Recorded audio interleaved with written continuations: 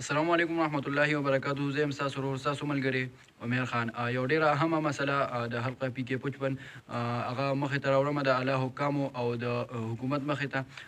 زموږ د حلقې د ټولو نه غټه مسله هغه د بجلۍ ده. په 24 غنټو کې د 12 غنټو نه سیوا هغه موږ ته بجلي نه وي او کومه چې وي نو هغه هم دومره وي چې د نش برابر وي.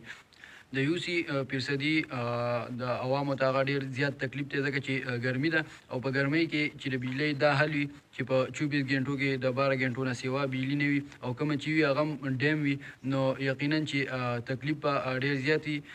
نو زه جناب جمشید خان صاحب چې زمونږ ایم پی ای دی زه هغه ته درخواست کوم چې په دې عوامو باندې دا احسان وکړه چې د بجلۍ د مسله دا یې ختمه کړه. د دې په باره کې زیات نه زیات هغه کوشش وکړه چې دا کومه مسله ده د بجلۍ نو چې دا ختمه شي.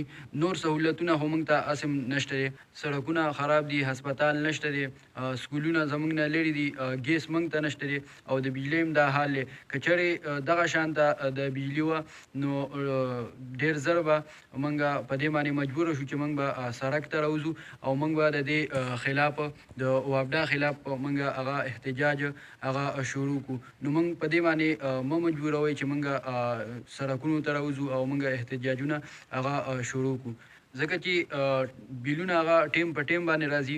د چا چې 1500 خرچوي هغه پسې 1000 او 1500 روپۍ هغه په بیل کې راځي او د بجلۍ دا حل دی چې د 12 او 13 غنټې په 24 غنټو کې هغه بجلي نه وي. نو زه جناب جمشید خان صاحب ته چې زمونږ ایم پی ای دی هغه ته زه درخواست کوم چې د دې په دې بجلۍ باره کې تاسو خپل کوشش وکړئ او دا بجلي د دې عوامو ته که دا صحیح شو نو دا به ستاسو په دې عوامو باندې احسان وي. ډېره مننه هم کوم دا ویډیو چې څومره کسان هم ګوري د سره یې مخکې شیر کوي چې مخکې اعلی حکامو ته هغه ورسي او زموږ د علاقې زموږ د عوامو دا کومه مسله چې ده چې دا زر ته زره هغه حل شي. ډېره مننه هم کوم د لوی الله په امان.